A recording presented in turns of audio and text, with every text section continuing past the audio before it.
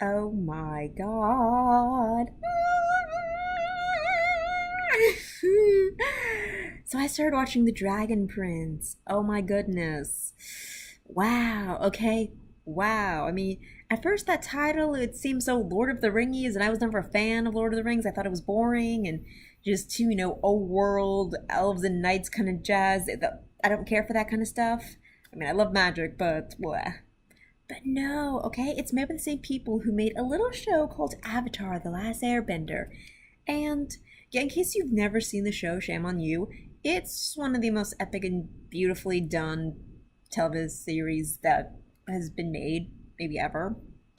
It was on Nickelodeon of all channels, and it was just beautiful, okay? It had a great plot, it had great characters, it had great scenery, great pacing. It was super unique and super original, and oh my god, even it had a spin off show that was also unique, like, had a great new flavor to it, and borrowed all the good stuff about the original show, but grew, okay? It developed, it evolved, and both are quality shows, okay? Wow. But yeah, I mean, after those two great shows, The Last Airbender and The Legend of Korra, who would think anyone would be greedy enough to ask for more from these creators? Okay, who? I wasn't. I certainly didn't expect them to do anything more in my lifetime. But they did. They came up with this, and everything that's good, like all the good quality of The Last Airbender, is brought into this new show, and it's a miracle. That's the only word. It's a miracle. So yes. There are a lot of things I compare it to Last Airbender just because there's so many similarities. Like, really, they just borrow the entire style of it so well. It's kind of like Matt Groening's show Disenchantment is so similar to Futurama in so many ways while still being its own thing. I mean, yeah, if you. It's not exactly a copy of Futurama, but it has the exact same spirit. I mean, actually, I take that back. Disenchantment has like its own theme song, its own opening. It has its own like character stereotypes and all of that. You can try to mash them into it, but you're just only getting the other like tropes of classic genres.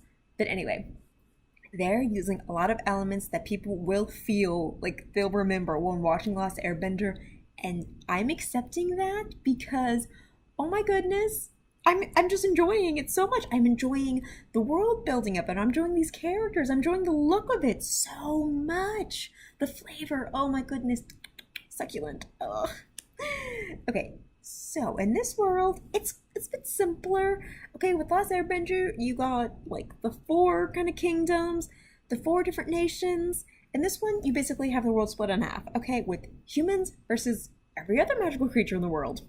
Wow, the fact that they just split it in half. Wow, they're actually being way more simpler than that. It's really just humans versus elves and dragons. Again, Lord of the Rings like. But now it's nice, okay? It's a simple story of two sides, they're at war. They've been at war for centuries and centuries, and gosh darn it, both sides are exhausted by it, but both sides are still really angry. Ugh, God, all this magic. It's pretty, but God, all those frustrating gray areas are so well written. Oh, God, there's so many flaws from both sides. Oh, it's great. Okay, we can talk about how the stepbrother princes are very, very, very much like the Over the Garden Wall brothers, like almost to a weird degree.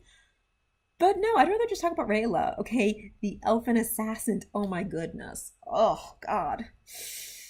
God, she has this really thick Scottish accent, so I think back to Merida, but really, she's as cool as Merida wishes she was, okay? Oh my goodness, she reminds me of Astrid from The Last Airbender, like how she started off with all that potential to be a badass, but by the second movie, she was kind of sidelined into just being the love interest. But wow, yeah, Rayla is fantastic. I love seeing her in action. I also love seeing her just be exhausted from all the nonsense. And she also has this compassionate side, okay?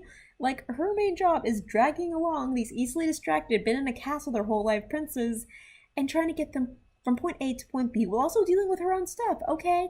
Like, she's got all this other thing from, the expectations of her people, from the magical rules of her world. Yeah, she's a great character. She's very full and rich. I love her to bits.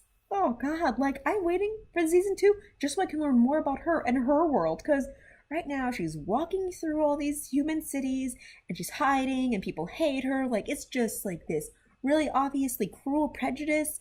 And she's getting through it with a champ. She knows she's a good person, so she's not letting it get her down. I mean, there are moments where she's like really furious and embarrassed, but no, not even embarrassed. She's mad about it and she's sad.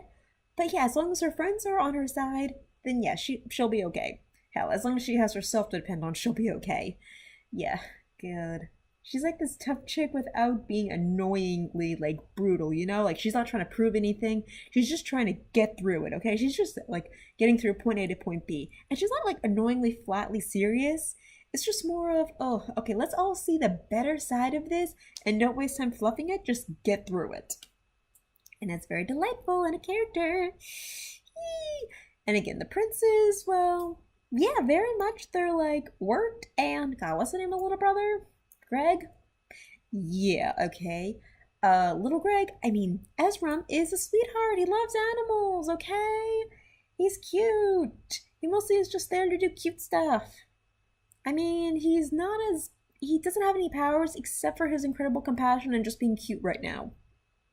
So yeah. Then you got Wirt, I mean Callum, who, oh my god, he's voiced by the same dude as Sokka, and it's so hard to hear Sokka's voice and not see Sokka. It's just hard, okay? It's hard. And this kid is more Wirt-like than Sokka, but he doesn't go to those sad, annoying degrees of Wirt. He's just kind of that in-between of, okay, he's not Jim Lake Jr., and he's not Wirt, but if you mix these two characters together, you get this kid. Maybe a little Sokka thrown in. We all could use a little Sokka thrown in. And yet then there's the Toad, the animal sidekick, who has this adorable grumpy face. And he's actually quite useful, surprisingly, but he always has this grumpy face. And you think there'll be one note, but it just continues to be cute, so I can't be mad at him. And yeah, they're carrying this big, beautiful dragon egg because, oh, this might be the key to ending the war for both their people.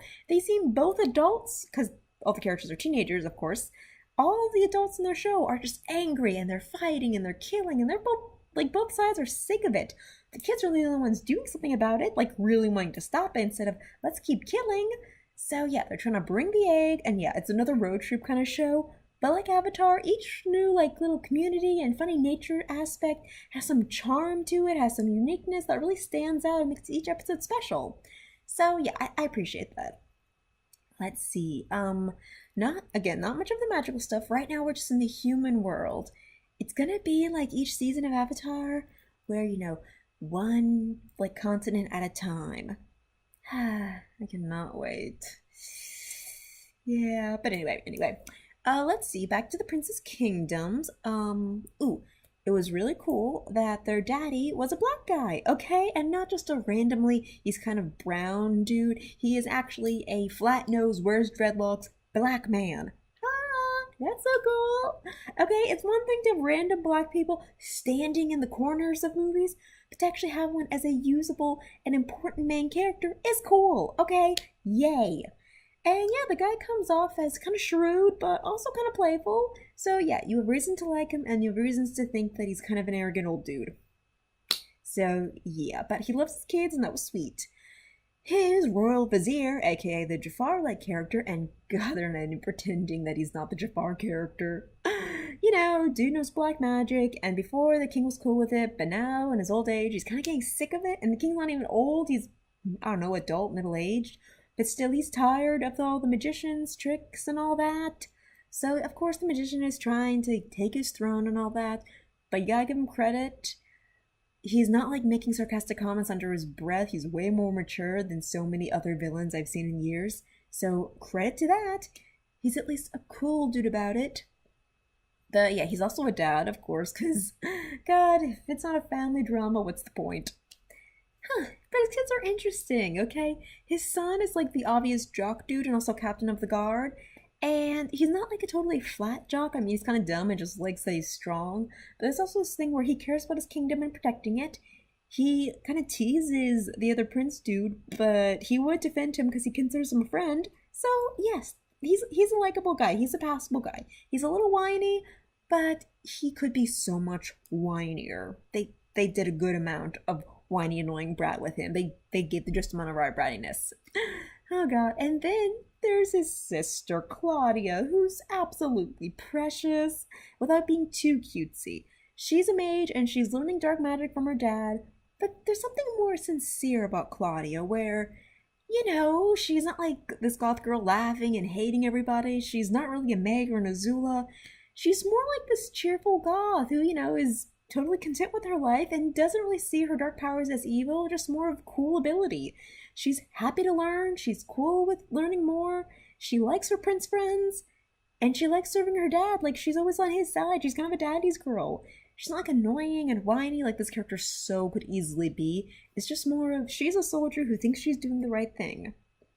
So yeah, I like her very much. I like how she always thinks out loud. She always says out loud what she's thinking, even if it's kind of silly. And her family all recognizes it, and sometimes they're tired of it, and sometimes they just, treat her as it because that's her personality. So that's all really cute. Oh, so yeah, the characters in the show are great. Oh, and here's another interesting one. Okay, so the boys, like the princes, they have they have an auntie who's a general, but she's a deaf general. Wow, okay. Like, kudos for the Avatar team. Okay, it was one thing to have a blind earthbender because her powers, like, totally made sense. Who needs to see when your feet are on the very earth you can move? That's awesome. But in this case, her being deaf and her being silent kind of just makes her more terrifying. Wow. And she is pretty much a badass. I mean, even her vanilla little translator always like, translate her sign language and correct her cursing. Yeah, she's still terrifying and beautiful, and yes, she has absolutely earned her title. Like, I don't know, there's just something about her that is so, like, I am ready to destroy. Ugh. It also gives an example of how absolutely just set in the ways all the adults of this world are, of that they're in a war, they have to defeat the bad guy, no questions asked. Both sides feel that way. That's what makes it a real war. Both sides think they're right. So, I mean, it got in some. There was a mind when none of the kids wanted to try to talk to the adults to it. But when you think about it, none of the adults would want to listen, okay? Like, they all think they're doing the right thing, the right job, except for the, Scar uncle dude who's like, yeah, I just really want to keep using my magical powers with no one to stop me. I want to be king. He's not even trying to be anything different. And this show, yeah, it's really got a really simple plot of where, here are heroes, they're on an adventure, they're on a quest, and some magical and pretty amazing things are happening on the way. And all the characters are pretty likable. They're all kind of young, and I thought, after so long I'd be tired of teenage characters. But these are all quite likable and sweet, but not being too overly sweet. But yeah, they're all very, very, like, real. Like, I can easily see these conversations happening. Like, the writers had, like, these moments in their real lives, and now are just putting it with characters with horns and wings and such. Like, it's so much fun. I highly recommend this show. I really, really do. Okay? I recommend it for its style, for its wonderful pacing. You might get a little bored of it, but the pacing is actually beautiful. Oh god, like, it really lets you breathe it in. Like, there are moments where it just lets you sit and look at the landscape like Last Airbender or Miyazaki movie does. And it's great. It's really beautiful. Oh. So, oh my god, there are only 9 episodes, but already I'm waiting for more. I am waiting for more. Wow, this was like such a great little taste, alright? I need more animation. I mean, I could watch BoJack season 5, but I watched 1 episode and already I was like just so depressed. It's quality show, but I was just so depressed so quickly. Oh, and I watched a couple episodes of Paradise PD, and it's nasty as all hell, and it's sick and wrong and probably an example of civilization deteriorating. But I'll be lying if I say it didn't make me laugh many times. Mostly because the fact that the chief guy who has sarcastic anger issues is also the voice of SpongeBob. And hearing SpongeBob, like, I just see SpongeBob when this guy talks. It's too funny because it's SpongeBob. But yeah, The Dragon Prince is amazing. BoJack Horseman, it's quality misery. Okay, like the movie Misery, it's wonderful sorrow. And Paradise PD, I never saw Brickberry, so I don't know about you Brickberry fans, but if you just like violence, cursing, and nasty, nasty visuals, it's gotcha.